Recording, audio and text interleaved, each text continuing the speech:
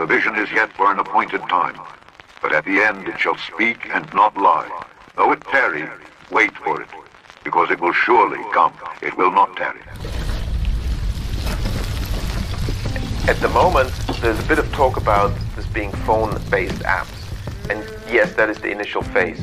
But what was already ready around 2015 is the ultimate goal. What they really want, apparently, I was told by a central banker, is, CBDCs looks like a small grain of rice that they want to put under your skin. Now, Patrick Paulman causes a stir whenever he pays for something in a shop or a restaurant. This is because the 37-year-old doesn't need to use a bank card or his mobile phone to pay. Instead, he simply places his left hand near the contactless card reader and the payment goes through. The reactions I get from cashiers are priceless, says Mr. Paulman, a security guard from the Netherlands. He is able to pay using his hand because back in 2019, he had a contactless payment microchip injected under his skin. It's in my hand, and it's in the little corner between your forefinger and the thumb. It's on my left hand. In that little soft bit there. So as I'm sitting here and I'm running my finger over my hand, you can't see it. I'm running my finger over and I can just feel a tiny little bump. It's about the size of a grain of rice, and it's been inserted through that little patch of skin. I can see the look on your face on this one, and it sits there. And I'm also going to show you the implement, and put it that way, that inserted it. Thousands of people in Sweden have opted to trade in their ID and their credit cards for tiny microchips that would be implanted like underneath their skin. Just like using a Metro card or tokens, you can now pay for shopping using the dish in your hand. We swipe our phones, our credit cards to pay for things, but what about swiping our hands? How do you feel about getting a microchip implanted into your hand? It's about the size of a piece of rice or a grain of rice. They cost about $300 a piece. The technology is actually in Europe right now.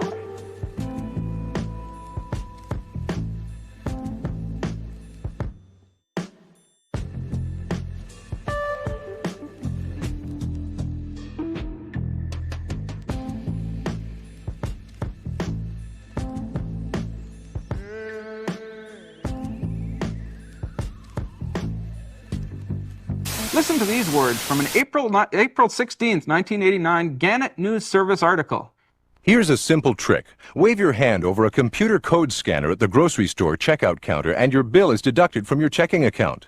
The technology to accomplish this feat is already here, said Tim Willard, executive officer of the World Future Society, a Washington organization that claims 27,000 members worldwide. But Willard continues the will may not be. Just suggest something like an implant in humans and the social outcry is tremendous. There is definitely an aversion to something being implanted. It's the Big Brother is watching concept. People would be afraid that all their thoughts and movements were being monitored.